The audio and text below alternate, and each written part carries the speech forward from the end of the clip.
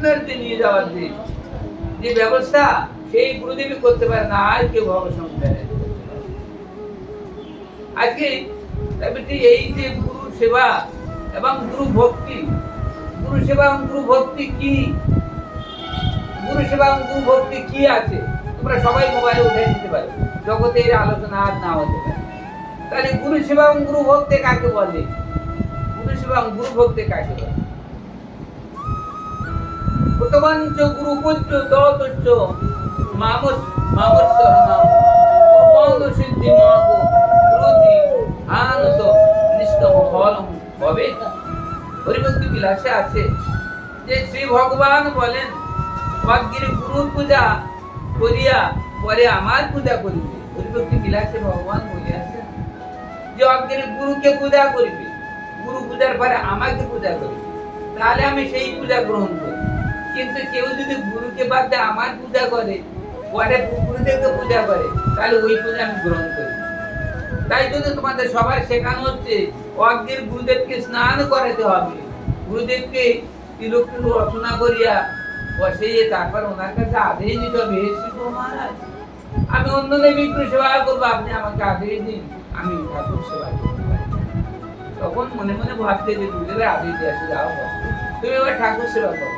তাই অগ্রে ভগবান বলছেন, অগ্রে আমার গুরু আমাকে আমার গুরু রূপে আমাকে সেবা করবে, তারপর আমার যে বিগ্রহ আছে তাকে সেবা করবে। তাই বলছে যদি গুরুকে বাদ দিয়া গোবিন্দকে সেবা করা যায়, গোবিন্দ তাতে সন্তুষ্ট হয়। আর বলছে আচার্য মাগ বিজয়া নাম মতেন বহির্ষিত নো মুক্ত বুদ্ধি সুয়েত সর্বদেব মায়া গুরু। শ্রী ভগবান বলেন গুরুকে আমা বলিয়া জানে। ভগবান বলছেন গুরুকে, তোমার স্ব গুরুদেবকে আমা বলিয়া জানে, গুরুদেবকে আমি গুরুদেব।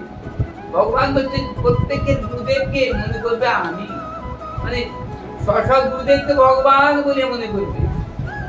যদ্যপি আমার গুরু চৈতন্য দাস তথাই জানি আমি তাহার প্রকাশ। যদ্যপি আমার গুরু চৈতন্য দাস বটে, কিন্তু আমার কাছে গুরুদেব ভগবানের মতো। যদ্যপি আমার গুরু চৈতন্য দাস তথাপি জানি আমি তাহার প্রকাশ। আমার গুরুদেব চৈতন্য মহাপ্রভু দাস আমি জানি, তবু আমি মনে করি আমার গুরু মহারাজ আমারই ভগবান। গুরু মহারাজকে আমি ভগবান বলে যদি আমি সেবা করতে পারি, ভগবানের মতো। কারণ আমার গুরু মহারাজ কৃষ্ণ গুরুদেব একই না, একটু তফাৎ আছে। তাই আজকে গুরুদেব আছে কৃষ্ণের প্রধান ভক্ত, কিন্তু আমার কাছে গুরুদেব ভগবানের মতো। তা নয় আমাকে উদ্ধার করবে কে জানে সংসার মাঝে, আমাকে উদ্ধার করার মতো গুরুদেব ছাড়া আর কেউ নেই। ভগবান নিজে কোনো উদ্ধার করেন। তাই গুরুস্থানে যদি কোনো অপরাধ হয়, ভগবান রক্ষা করেন। তাই আজকে যত ভজনশীল যত মহাত্মা গুরুস্থানে ক্ষুদ্র অপরাধ হলে তাকে পতন হতে হয়, ভগবান কোনো পূজা তার গ্রহণ করে। আবার কিভাবে বোঝা যায় গুরুস্থানে যদি অপরাধ হয়, কিভাবে বোঝা যায়? গুরু বৈষ্ণবের কাছে অপরাধ হলে কি বোঝা যায়, কিভাবে নিজে নিজে বুঝতে পারবে। তার মানে ভজনে বিরক্ত মনে হবে। যদি গুরুস্থানে অপরাধ হয় কিভাবে বুঝবে? ভজনে বিরক্ত মনে হবে, ভজন করতে ইচ্ছা করবে না। সাধুগুরু বৈষ্ণব দেখে নত হওয়ার ইচ্ছা করবে না। সাধুগুরু বৈষ্ণব দেখে মনে আনন্দ আসবে না, নিরানন্দ মনে হবে। সবাই কিন্তু বুঝে রাখতে হবে যে গুরু অপরাধ হলে আমার কি হতে পারে। তাহলে গুরু অপরাধ হলে কি হতে পারে? যে সাধুগুরু বৈষ্ণব দেখে মনে আনন্দ আসবে না, মনে আনন্দ আসবে না, এবং সেবা কাজে মন বসবে না, সেবা কাজে মন বসবে না। তাহলে এই জন্য সংসার মাঝে যদি আমরা সবাই এই পার্থিব জগতে জন্মগ্রহণ করিয়াছি, কৃষ্ণ ভজিবার করে সংসারে আইনি মিশে মায়া বদ্ধে বৃক্ষ সময়ে ফল তুমি পুত্রকন্যা ডাল ভাঙিয়া পড়ে কাল তুমি পৃথিবীতে পক্ষ বাসা করে। এই জন্য সংসার মাঝে যদি দীক্ষার গ্রহণ না হয়ে থাকে, তার জন্ম ব্যর্থ, তার পিতা মাতার জন্ম ব্যর্থ, এবং 80 লক্ষ যদি ভ্রমণ করার পরে দুর্লভ মনুষ্য জন্ম নেওয়ার পরেও তাকে নরক যন্ত্রণা ভোগ করতে হবে, এবং এই 28 প্রকার নরক তাকে যন্ত্রণা ভোগ করে আবার যোনি ভোগ করতে হবে। নরক যন্ত্রণা কতকাল হবে তারই অর্থ নাই। তারপর আবার যোনি ভোগ, বিষ্ঠার কৃমি, কীট, পতঙ্গ, কত কি আছে। 80 লক্ষবার যে জন্ম, ওই 80 লক্ষবার জন্ম তাকে আবার নিতে হবে, মনুষ্য জন্মার হবে। কারণ দুর্লভ মনুষ্য জন্ম ভগবান যে জন্য দিয়েছে সেই জন্য কোনো কাজে লাগানো হয় নাই। তাহলে এই মনুষ্য জন্মের একদম ব্যর্থ। ভগবান বলতে যে আমি তোমাকে দুর্লভ জন্ম দিয়েছি।